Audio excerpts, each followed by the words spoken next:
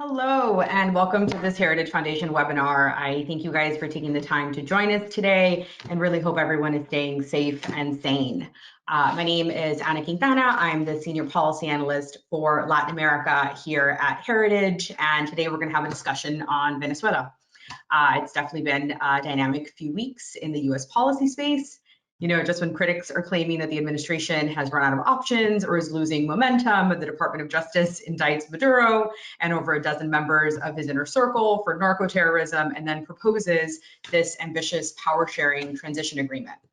To walk us through these recent US policy initiatives and give us an update on the state of play, our featured speaker today is Deputy Assistant Secretary of State for Cuba and Venezuela, Carrie Filipetti.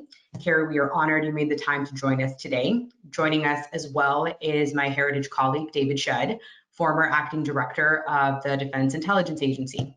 Carrie is going to provide opening remarks. We're going to have a bit of a discussion, and then I'll moderate a Q&A from our online participants.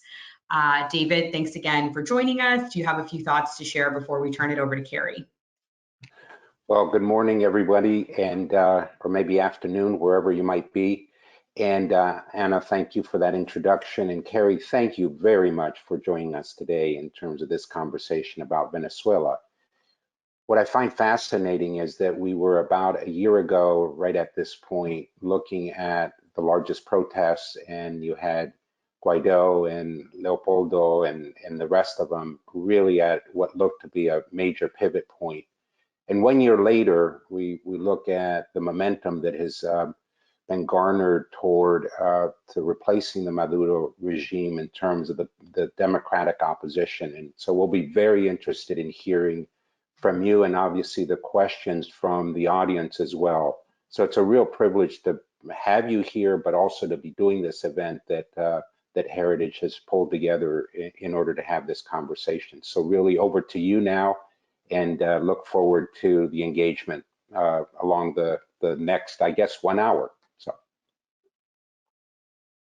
Great, thank you so much, David, and thank you, Anna, and to the Heritage Foundation for having me. I think it's really important to take advantage of the time that we have to hear not only the questions, but also some of the discussion points. You know, the administration is really interested in kind of better explaining exactly what has transpired and what our policy is on Venezuela, because it can be difficult to get all the information out there in the midst of all of the spread of news on the coronavirus. So I really appreciate the continued attention on Venezuela that the Heritage Foundation has, and for everybody who's joining. Continuing this focus is really the best way that we can make sure that we see a democratic transition in Venezuela.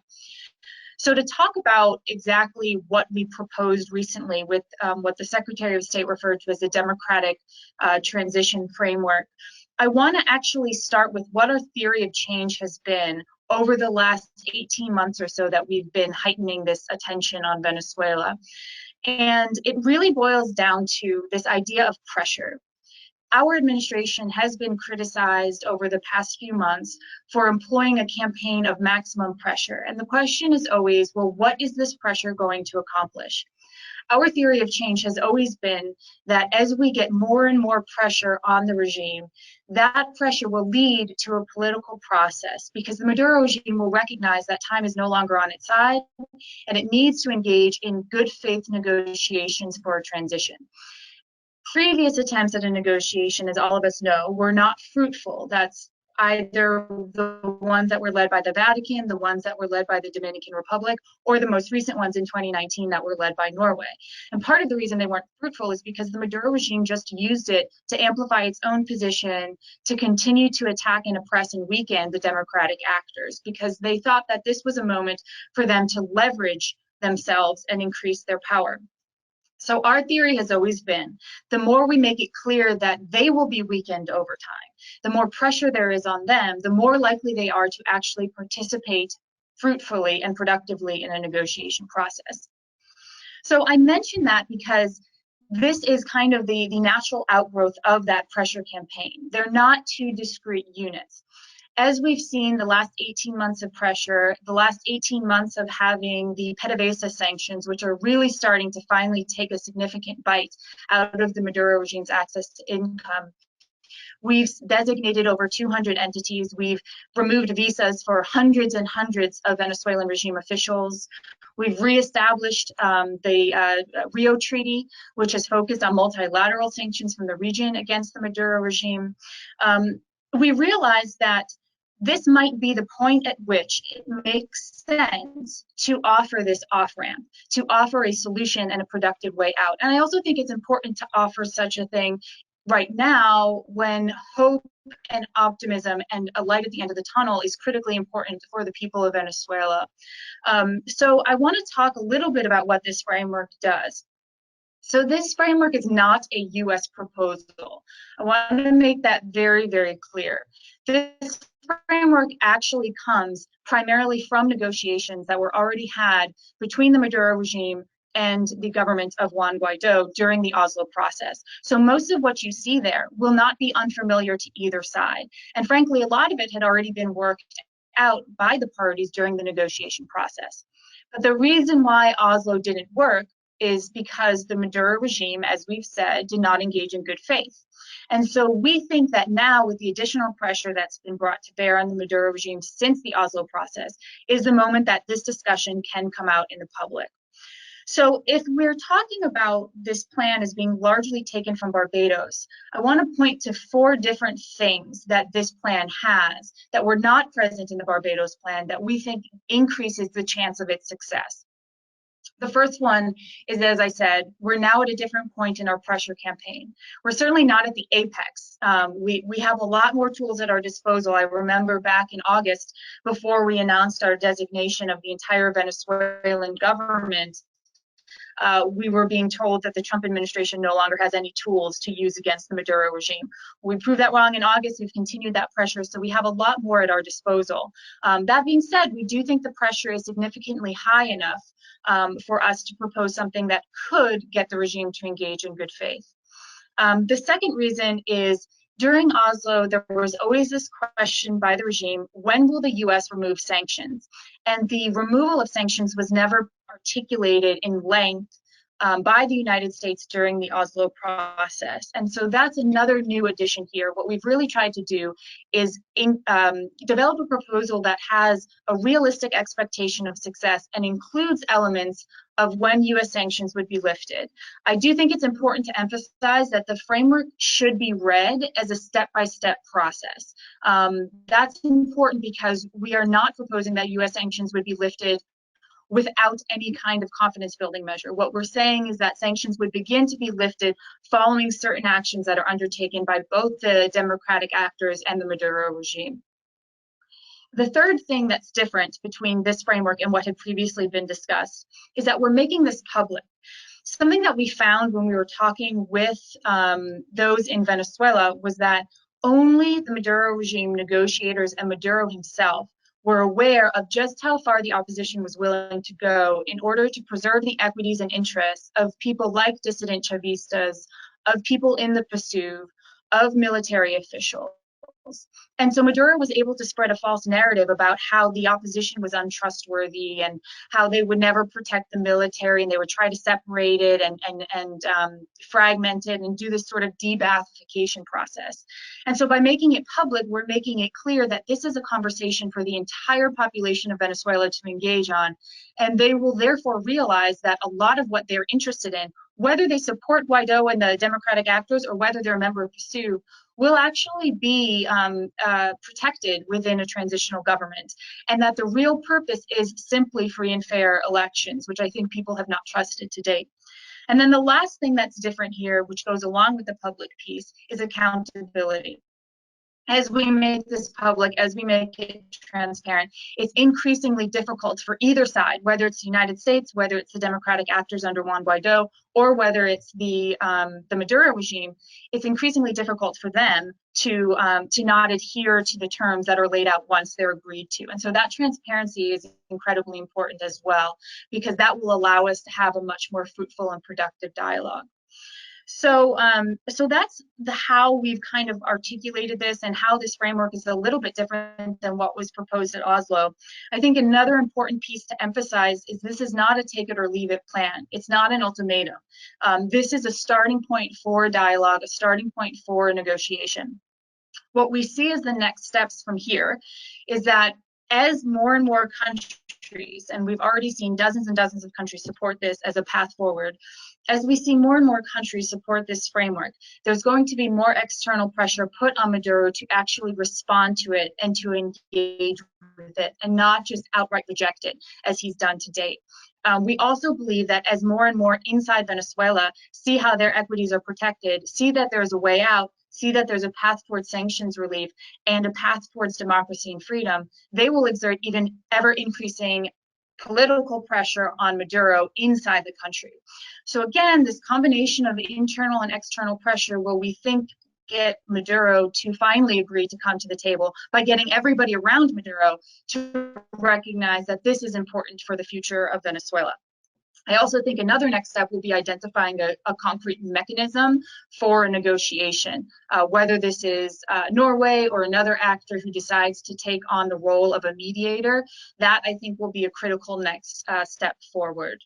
And then a final kind of step that we have that we need to be mindful of is that this is not taking place within a vacuum. Obviously, we're in the middle of a coronavirus pandemic. Venezuela has been hard hit. We're all seeing the numbers from the regime. These are not numbers that we believe we can trust. They've said something like 189 cases. I think the Democratic opposition anticipates it's closer to 3,400, if not much more. If you compare it to Brazil, for example, with 25,000 cases, even Colombia has thousands of cases. So we do have to be mindful of continued humanitarian assistance in the middle of this pandemic, and we're working very closely with Juan Guaido. We're working closely with independent NGOs in the UN in order to bring that assistance into Venezuela. So I'm happy to chat about that as well.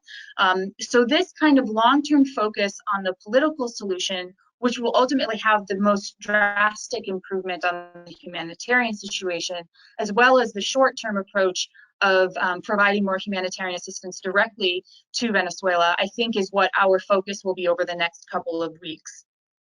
And then lastly, I want to talk about consistency, and I want to talk about what happens if this doesn't work. And then I'm happy to open up for a dialogue and for a question and answer session. We have been told that what we're doing with the Department of Justice announcements, with the Department of Defense announcements about an increased counter-narcotics presence in the region, and then this sort of carrot offered by the State Department, shows that the administration is disjointed and lacks consistency.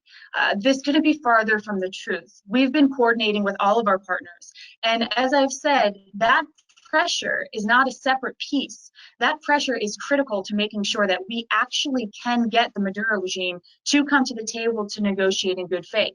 So that's not to say that any additional pressure means that we're not supporting a diplomatic option. It's very important that that pressure continues in order to get us to a diplomatic solution. And that leads me to the final point, which is if we are not able to get a response from Maduro that's productive, if he denies the international community's demand for a rejuvenated negotiation process, then that pressure is going to continue. That will be our next step to make sure that we get us closer and closer and closer to a moment when the Maduro regime actually will engage in good faith. We are hoping that we're there. We're hoping that the Maduro regime will ultimately engage with this. We think that that's very likely, and we're going to continue to press this plan and continue our humanitarian assistance in the meantime, while also continuing to ramp up the pressure, because as I say, all of those things are very, very uniquely connected as part of our strategy to bring democracy back to Venezuela. And that's it in terms of my my comments, but I'm really looking forward to the conversation and any questions that that the audience has. Thanks for sharing that, Carrie. You know, I really thank you for also highlighting how the new transition plan is completely different, right? I mean, highlighting how it's actually forcing Maduro to engage in good faith and how it's publicizing the plan. So it doesn't allow the Maduro regime to engage in disinformation, and it doesn't allow them to manipulate essentially what you guys are proposing. And also it shows the Venezuelan people that, you know, the United States is trying to provide a productive way out of this. So no, that was great. David, I don't know if you have any thoughts to share before we dive into questions, because we are getting quite a few coming in. Yes, I thought, thank you very much, Carrie. I think the argument of the maximized pressure approach is great, and the interaction of those pressure points. One thing that before we take the questions would be useful if you could talk about the exogenous players, principally Russia and Cuba, as it applies to them, because they have been to some degree, maybe to a large degree at different points in this journey, spoilers. And so what can you say about them in the context of this pressure campaign? Sure, I think that's absolutely right, that Russia and Cuba are the two largest international spoilers to date. Russia primarily was a spoiler in the sort of oil swaps that it was doing. We are seeing some shift there. It's hard to exactly evaluate what is behind and motivating the Russians there. You know, the Russians were the only ones that publicly came out critical of our plan to date. They have been kind of all over the place internally in their communications with us as well. So we do know that the Russians have said at least that they support a transitional government, that they support a democratic Venezuela, but of course they're insisting that Maduro stay in power. That of course is a non-starter for us. So we're going to try to do as much as we can to remove their role as a significant voice here. We've already designated Rosneft Trading, and as they change their posture, we will continue to designate any Russian entities that are violating the will of the Venezuelan people. So that's our approach to the Russians. On Cuba, one of the key pieces in this transition plan talks about the removal of any foreign security forces, and that's number 3 in the plan, which means it's very, very early on. The Cubans are one of the key people here that we're envisioning needing to depart Venezuela. It is impossible to have a free Venezuela when you have 25,000 Cubans in the country. And that includes security forces. It also includes, you know, so-called doctors and teachers, all of whom are being deployed in order to spread propaganda, in order to create more social control for the Venezuelan government or for the Venezuelan regime. So that's going to be critical, and we will not compromise on the Cubans being out of Venezuela under any circumstances. That's probably one of the most significant pieces of what the U.S. is insisting on, are the Cubans to leave the country. That's great, thank you. I'll turn it over to Anna in terms of the questions, unless you had something else to say, Anna. Sure, just kind of to piggyback off the point of the expelling of the foreign security services, do you, I think, and obviously you can't, I mean, I can imagine this is probably a difficult question, but do you envision there to be much buy-in from the Chavistas on this? Because this is going to require, what, 3/4 of the National Assembly in order to accomplish that. Do you think right now that there's, as things stand, that there is enough buy-in and that the sanctions relief that will be given as a result is enough of an incentive for it? Because, I mean, it seems like a pretty significant incentive for it to kind of mitigate the lack of buy-in. But where do you think stand right now? So the 3/4 vote is in order to proactively authorize someone. So it's not that they would depart if they get a 3/4 vote, it's that all foreign forces would immediately depart unless they're authorized by 3/4 vote. Sure.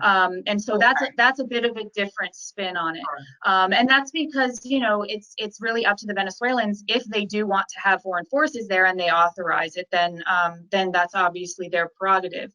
We don't think that there would be enough support to keep the Cubans in by 3/4 vote. The other thing that I would mention is that the Maduro regime has done a pretty good job of antagonizing the Cubans inadvertently within his military structure, because he has been focused on making sure that it is only Cubans who are protecting him in the sort of presidential honor guard, that it's only Cubans and colectivos that he's relying on in order to do his dirty work in antagonizing and harassing and intimidating the Venezuelan public. And so a lot of people in the military don't like the fact that he has completely compromised the sovereignty and independence of the Venezuelan military and given it over to the control of the Cubans. And so we suspect that that sentiment is very pervasive inside the Venezuelan military. And so there actually would be an interest of many of those to reclaim their leadership role in providing security for Venezuela. And so we think that they would likely support kicking the Cubans out so that it can be Venezuela that is provided for and by Venezuelans. All right, we're going to go into questions now because I've been receiving questions since about 9 o'clock this morning. So the first one is, could you explain the rationale behind the guarantees offered by the State Department's proposal to the senior command of the Venezuelan military, particularly to the Minister of Defense, Vladimir Padrino? Negotiating with a narco-dictatorship could lead the country towards a competitive authoritarian government rather than a hybrid democracy. Sure, so that's a great question. This is something that has gotten a lot of attention in the media. Following the U.S. indictment of Padrino Lopez, there was this question of, okay, so what does that mean for this guarantee, this first guarantee that the military high command remains in place? And here I would just go back to a couple of different principles. Number one is that obviously in a preferred U.S. proposal, we would not have Padrino Lopez in power. We would not have Maduro in power, Diosdado Cabello, Delcy Rodriguez, any of these people in power. It's not really the U.S. place to say who is and who isn't in power. That's going to be up to the Venezuelans to ultimately decide. And everything that we're putting forward in this plan is kind of a realistic negotiating starting point. So that's why I said at the beginning, this is not a U.S. proposal. If this were a U.S. proposal, there would be a lot of different things that we've already sort of allowed for to change in this framework. In terms of why we put this in here and why this guarantee is so important, this guarantee is important because right now we are seeing a complete fragmentation of the Venezuelan security system. We're seeing them utilize colectivos. We're seeing the pervasive spread of guns across porous borders. We're seeing the use of pranes and other prison gangs. We're seeing the use of old militias that have been out of service. And this is largely because the Venezuelan military, while they have not taken the stand against Maduro that we think they should have by saying, our job is to protect the Constitution and you need to leave, it is true that they are frustrated by the fact that they are being called on to do things that are completely antithetical to what they're supposed to be doing. They're being called on to attack the Venezuelan people. And their concern is that in any transition, they will be sort of undergoing a de-Ba'athification kind of process, that they won't have a role in providing security for Venezuela. And so this is really there to guarantee that we recognize that in a transition, security is going to be critical, and we will need to rely on a centralized Venezuelan security force in order to provide that security. Without it, there cannot be free and fair elections. And so that's why it's important to keep the military together as a unit, and that was the importance of this guarantee. That said, we are certain that this won't lead to any kind of military dictatorship if you kind of follow the framework, because what really is doing the governing is that all executive power is going to be invested in this transitional council of state, which is composed of members of Guaido's camp and members of the Maduro regime. And those will all have, Guaido's team will have a veto on Maduro's camp, and Maduro's team will have a veto on Guaido's camp. And so that's what we think will ensure that there will be a moderate and successful transitional government that can focus on leading to those free and fair elections. Of course, as I said at the outset, there's a lot that's up for discussion here. So what I just said is just assuming that this framework were to be adopted as is, but there's always an opportunity for both sides to kind of shift it around during a negotiation process. Are indictments up for negotiation? Like, is anybody who is an indicted official right now, can that slate be wiped clean? No. So, and this is where I'm proud to live in a country where there's a separation of powers. Yeah. We had said from the outset, we had made it very, very clear, there is an off-ramp for everyone, except narco traffickers. We've been saying that for months and months and months. And unfortunately, Maduro waited until he became indicted to negotiate. He may have had more options before the indictment came down, but now it's down and there's nothing for us as the State Department to do to get involved in that. Now, that being said, I'm sure there are other individuals who still have an opening, who may not yet have been indicted, and maybe that's coming down the pike too. So the door does end up closing more and more. You know, we're not going to interfere with the Justice Department. If a grand jury says that there's enough evidence to indict someone, then that's something that needs to move forward. You know, we in this country are dedicated to justice, and there's no way that the United States State Department is going to get involved in negotiating away these indictments. Other things are up for negotiation. Obviously, everything in the framework is indicating our willingness to negotiate, but unfortunately, Maduro waited too long, and now there's nothing for him to do with respect to the U.S. indictment. Okay. All right. So let's go to the next question. Is state looking into allegations of collusion between members of the Spanish government and Maduro-linked narco traffickers? If more evidence arises to confirm these reports, would the U.S. consider sanctions on these Spanish officials? This is from Jorge Gonzalez Gallarza. And guys, just one quick thing I do ask, if you could also provide me the organization that you're affiliated with. Thank you.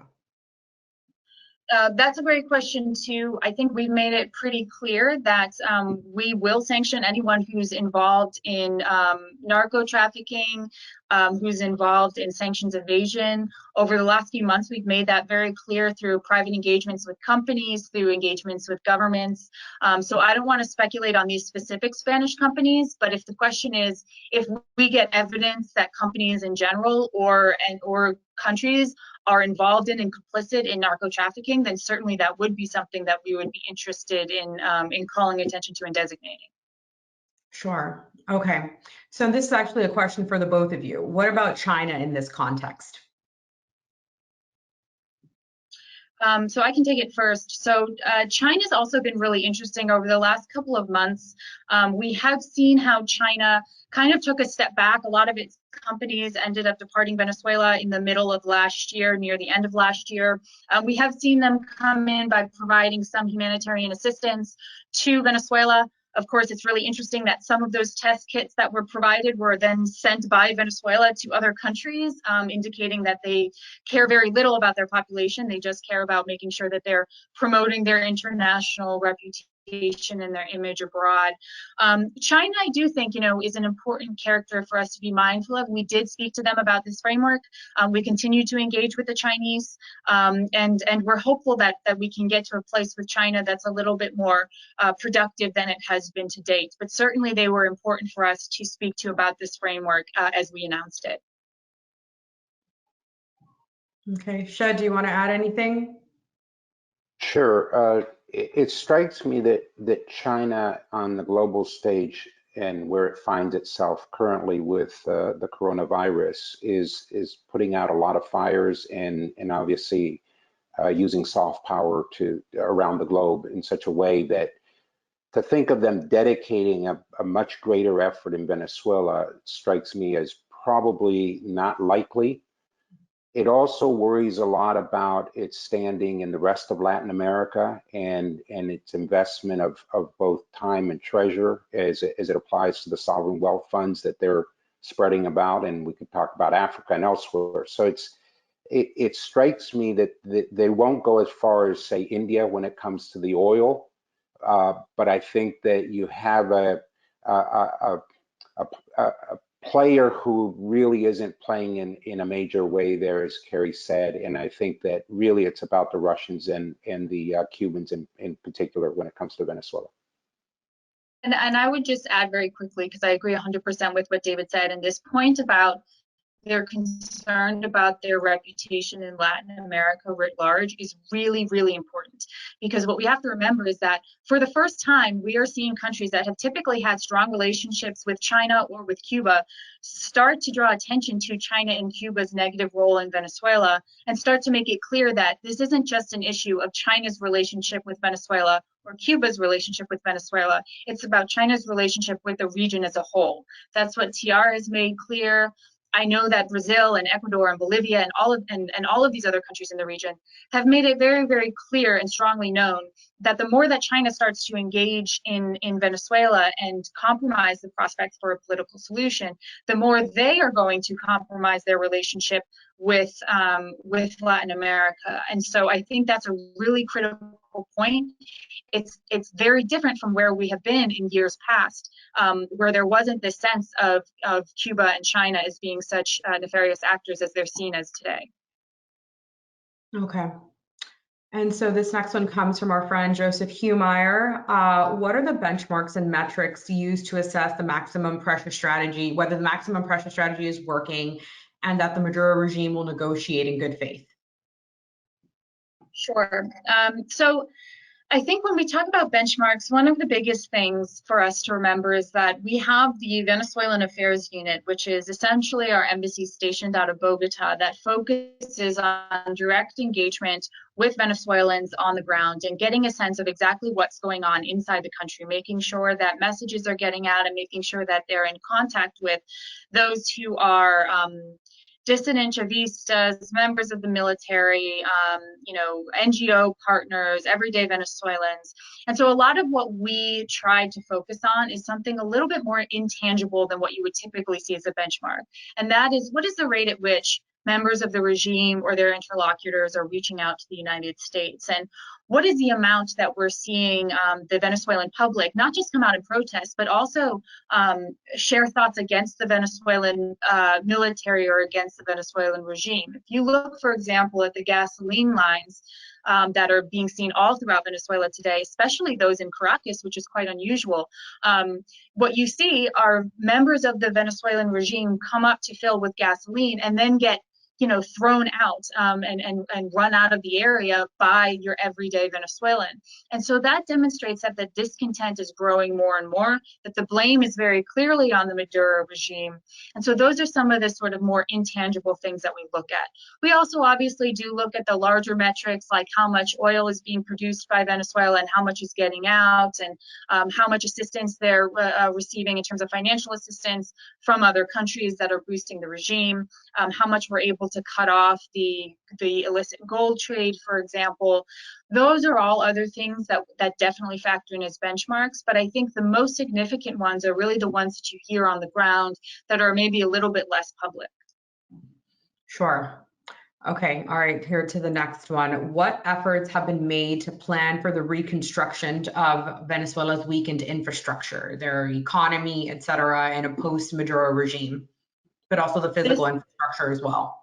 This is such an important part of this. And one of the things that has been really important to the Secretary of State is that while we focus on getting to a day zero, the day of transition, that we not lose sight of day 0 plus 1 plus 2 plus 3. This is not going to be an easy process of stabilization by any stretch of the imagination. This is going to take a lot of time because what we're talking about is infrastructure that has been in collapse for decades. So there are economic pillars that we need to look at. There are humanitarian pillars we need to look at. There are governance pillars we need to look at. And there are, of course, security pillars that we need to look at. This is partially included in our plan. This is why, by the way, going back to this question about the military, this is why keeping them together is so important, because the security piece and maintaining the security in a post-transition Venezuela is going to be especially important. It's going to need help from the international community, but it's also going to need a force inside Venezuela that can make sure that they're kind of assisting and stabilizing the country as well. So we've been looking at those 4 different pillars. We have articulated with the interagency different ways in which the United States can help, where other countries can come into play, where different NGOs can come in. It obviously changes on a daily basis because everything depends on how the transition happens and when the transition happens. But those 4 pillars of humanitarian, security, economy, and governance are the 4 key pillars that we're using to assess how the United States can be useful in a stabilization. What we're talking about is a multi-year process, probably over a decade, to get Venezuela back to where it needs to be in terms of, oil production and all of that, just because we really will need to help repair infrastructure that has been in decline for over 20 years. Okay, and David, so David, you were in the government as a senior official in both the stabilization of Iraq and Afghanistan and the reconstruction, right? Knowing what you know now from your experiences, what would you say are the minefields to watch out for in this kind of, from the day zero to on in the reconstruction process? If I had one macro observation to make, it would be that the first contact of a great plan doesn't survive the best laid plans. That said, that's not an excuse for not doing it. And I think the lessons learned in the aftermath of 9/11 going into Afghanistan and subsequently after March 2003 in Iraq is that just throwing money at the problem does not solve it. And what I would argue is that we ought to be working with people that had experience in both of those war zones after the fact of 9/11, in the case of Afghanistan and Iraq after the invasion in March 2003, to really think about the lessons learned. And they're available. And if you take former government officials, former NGOs, others that were working that, and look at what were the foundational pieces. So let me just give you one very quick example. I believe in the security pillar that Carrie's talking about. The work needs to be put in place today to understand who the investors, and in the Washington area, we would call them the contractors, who are going to go in, and they may be multinational contractors, not just American, to help the Venezuelan people in partnership with them to set that up in such a way that you're already talking today about a biometric system. You're talking about a capability to restore the security apparatus around the protection of the leadership.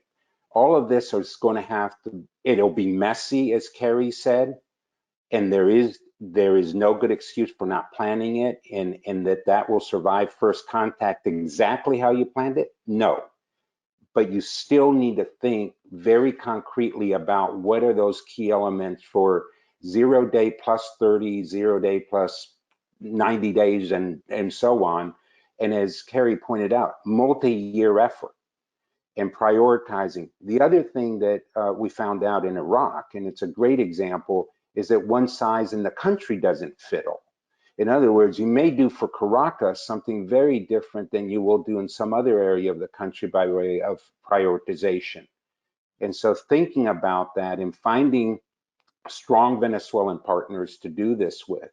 And the last comment I would make was the debacle of de-Baathification. You did away with all the people who understood security. So you want to work with the very people who have a history of, with vetting, obviously, to work with them to build and clean the system as we know it today. And that's going to be a multi-year process.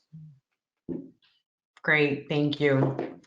All right, this next one comes from Kristen Martinez Gugleri from WOLA. Sorry if I butchered your last name.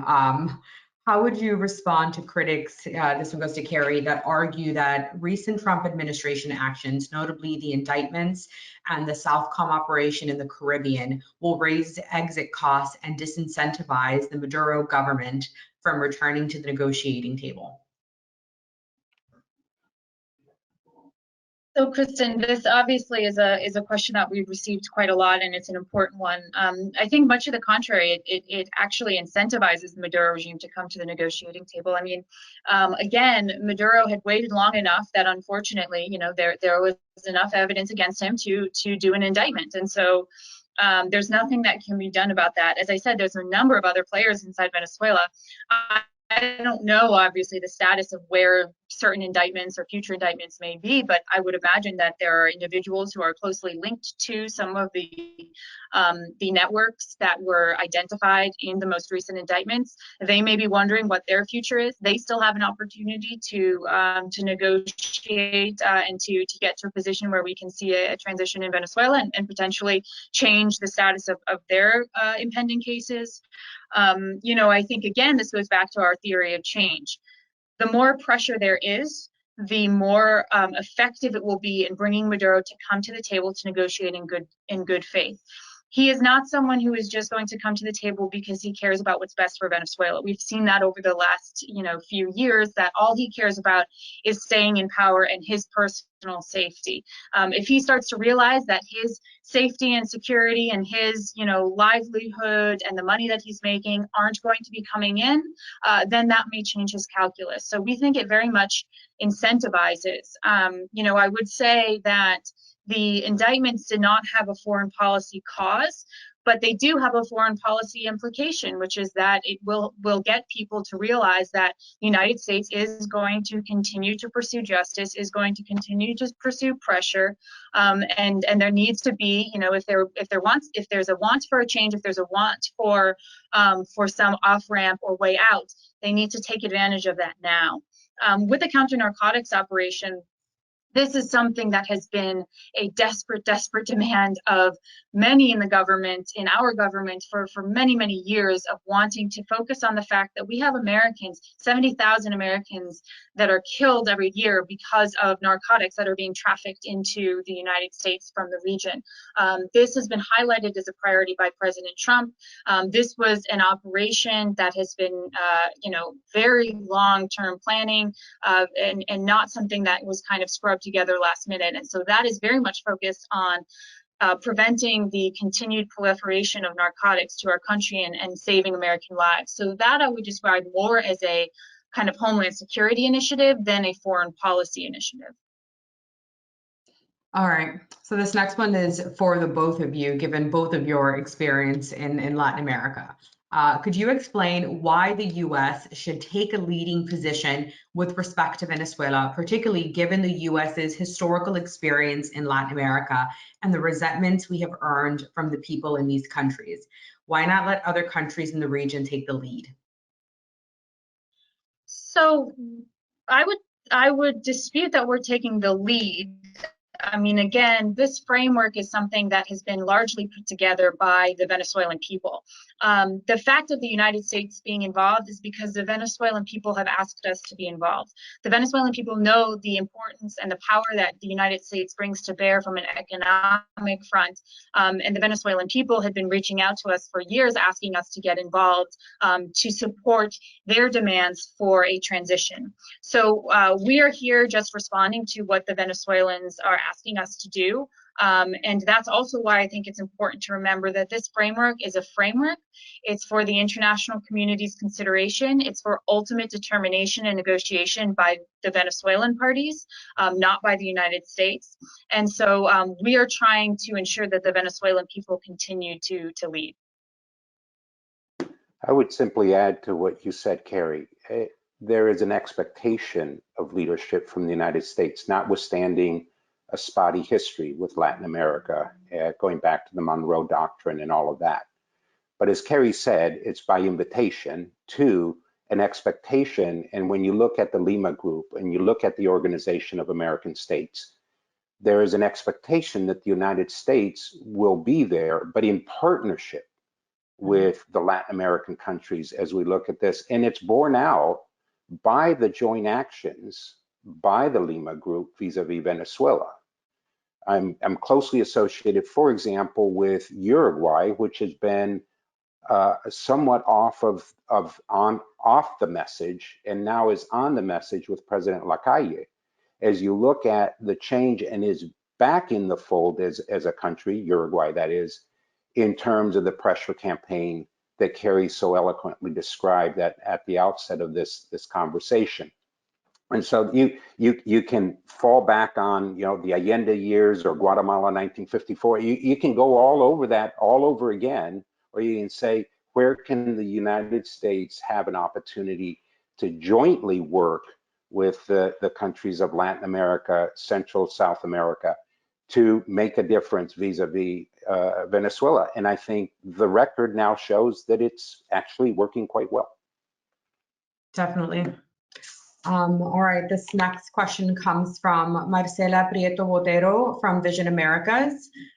She wants to know, how is the U.S. government working with the Colombian government, piggybacking off of the issue of cooperation with our regional partners, in terms of border controls? It's clear that there is the challenge because not only is the ELN there on the Colombia-Venezuela border, but there's also Colombian, Venezuelan, and Mexican cartels that operate there quite freely. This is a critical issue in terms of national security, not only for Colombia, but also for the United States.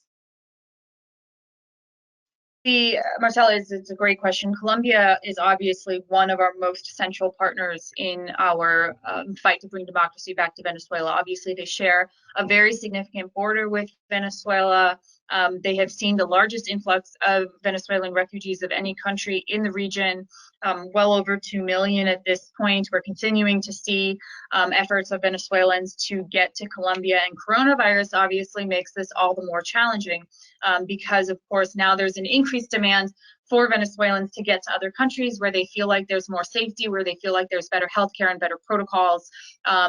And so it's something that we need to be especially mindful of. There's a couple of different kind of competing elements here, or I would say coordinating elements. So number one, we have the borders themselves, which we're seeing trafficking of weapons, we're seeing trafficking of persons, we're seeing migration.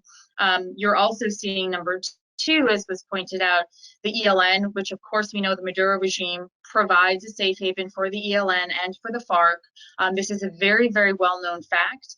And number three, we have the proliferation of illicit gold. As the Maduro regime became less capable of using oil for revenue, Maduro just recently actually said that it costs more to produce oil in Venezuela than they're actually making income from it. They've switched to illicit gold. And this has been making sure that other security forces, colectivos, pranes, etc., now have more control over different mines. They now are trafficking people across the borders. They're taking people, to work in the mines. So it's becoming increasingly challenging. We are working exceptionally closely, really hand in hand with the Colombians. I speak to the Colombians on a very regular basis. So does our Assistant Secretary, and so does the Special Representative for Venezuela, Elliot Abrams. We are also making sure that we're providing assistance to to Colombia.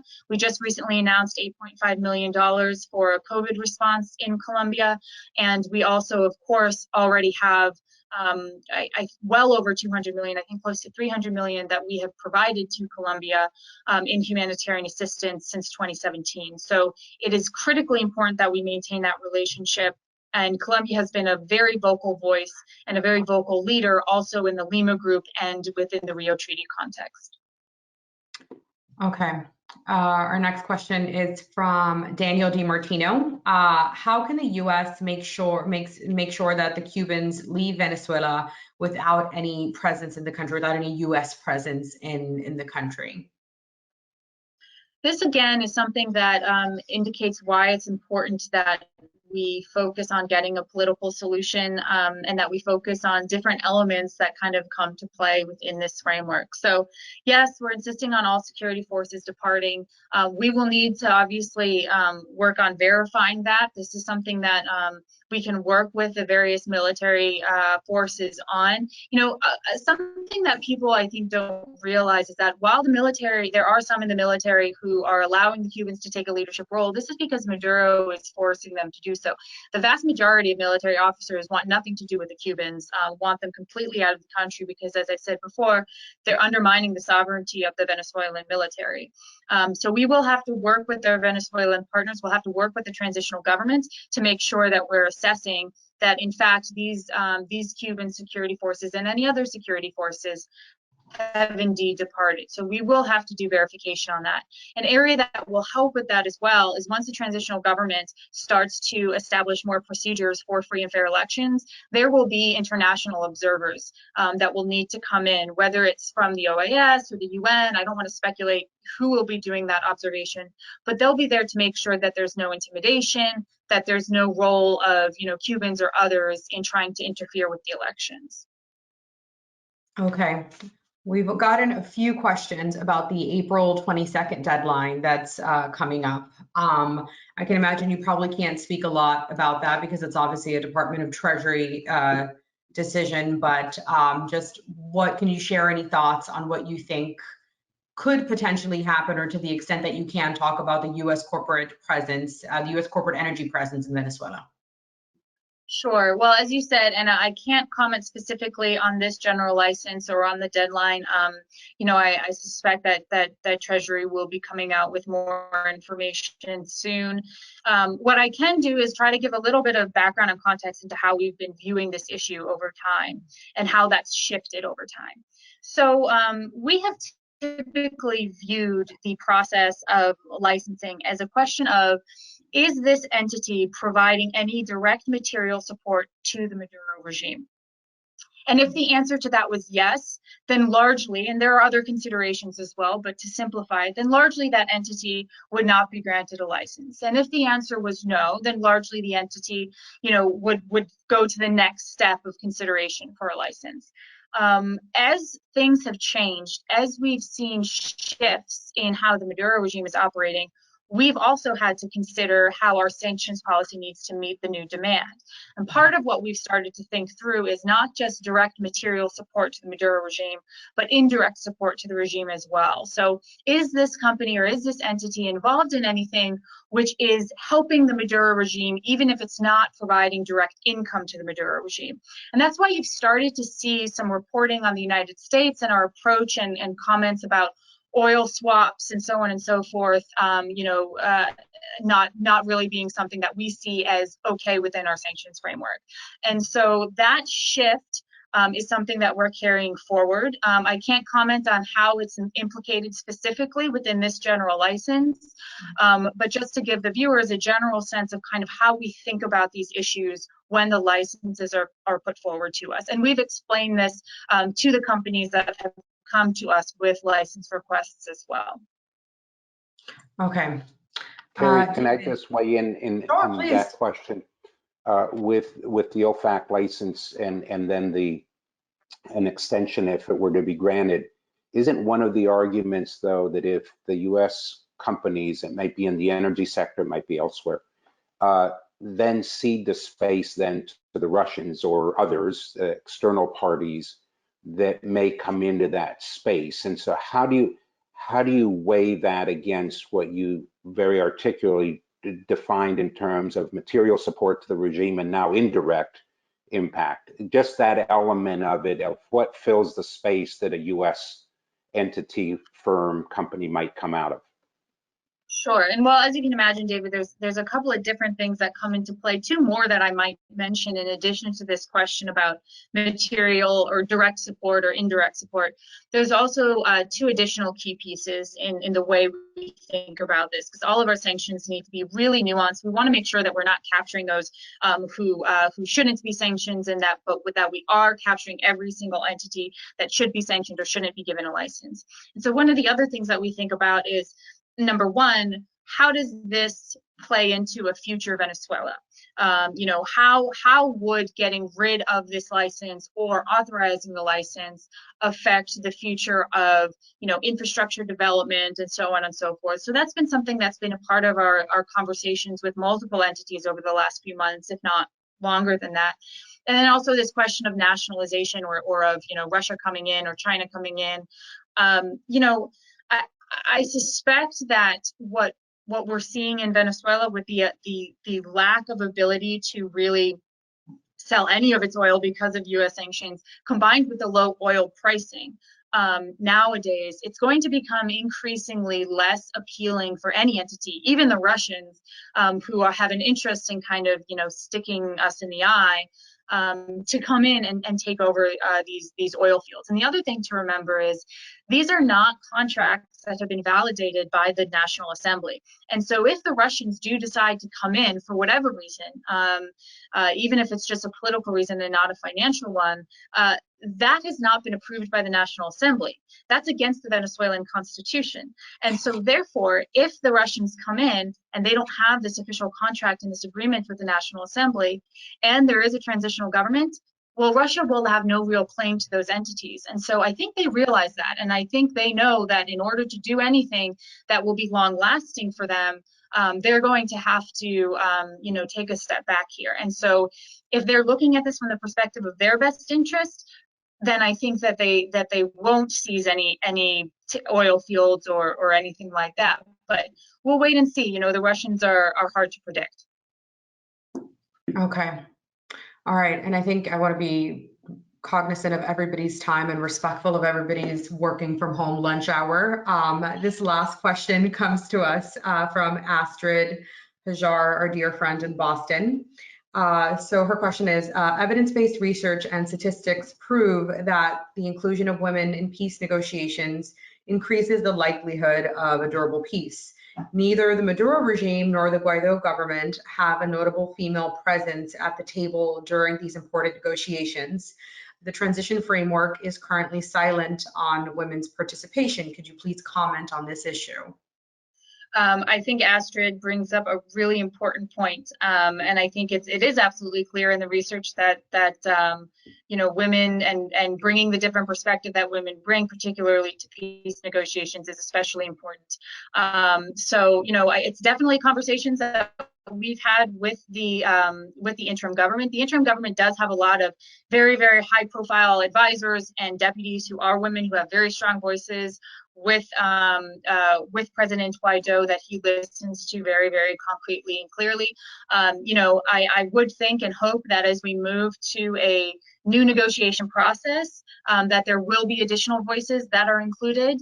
Part of the reason Barbados failed is not only because the Maduro regime refused to engage in good faith, but also because there were certain key voices that weren't included. I mean, for example, the military didn't have any kind of say in any of the process, and I think women is a really critical piece too. So hopefully as we move closer and closer to the point where this becomes the basis for a new negotiation, there will be female voices and other voices that are included in this, and certainly it's something that we will continue to advocate for. I think that's a very important point. All right, Carrie, do you have any final thoughts, last reflections that, you know, have come to mind throughout this Q&A that, you know, you just want to share with us before we all leave for the day? Sure. Well, first of all, I do want to thank you, Anna and David, and the Heritage Foundation for this opportunity. I very much look forward to continuing our work with you, and happy to come on whenever you'd like us to. The only thing that I would add is that, you know, in the middle of the coronavirus pandemic, one of the things that I have been most reflective on is this idea that we're all really in this together, that what happens across the planet, you know, a few months ago is now right here in our backyards. And I think the biggest lesson for us is that we are all committed to this together. We're all in the same world together, and we need to be there for those of us who are still fighting for basic and fundamental rights and basic and fundamental freedoms. This is why the United States thinks it's so important and urgent for a political transition in Venezuela, because while we realize the desperation of the humanitarian solution, all of the assistance in the world, the close to $700 million that the United States has provided in humanitarian and development assistance to Venezuela, is really only going to be a Band-Aid as long as the Maduro regime is still in power. And so it is critically important that we not lose sight of the political initiative right now. Yes, we need to address humanitarian one, but we also need to focus on that long-term solution. And so we're very, very hopeful that our international allies, that anybody who's a representative of various think tanks or journalists who are on the line, will continue to draw attention to what's going on in Venezuela and to the political need for a solution, because that is what is going to grant the people of Venezuela the real opportunity to have, you know, freedom, democracy, but also just their livelihoods and their normalcy and their lives back. And I think we're all experiencing what it is now to lack normalcy. And the Venezuelans have been dealing with this for over 18 months, actually much longer than that, many, many years. And so I'm hoping that we all collectively focus on this. The more we focus on it, the more international partners focus on it, the more the Maduro regime will need to actually come to the table and bring us a solution. David, any final thoughts? Yeah, very briefly, building on what Carrie just said, I just heart breaks for the suffering people of Venezuela. And as I look at the 20 years plus of what they've endured, and at an accelerated rate of demise of services and healthcare and the economy writ large, I just think that, as Carrie said, all those on this call and far beyond, helping build the pressure through multiple points of contact is really absolutely critical. And the last thing I would say is just continue to think about what's the plan for 0 day going forward as well.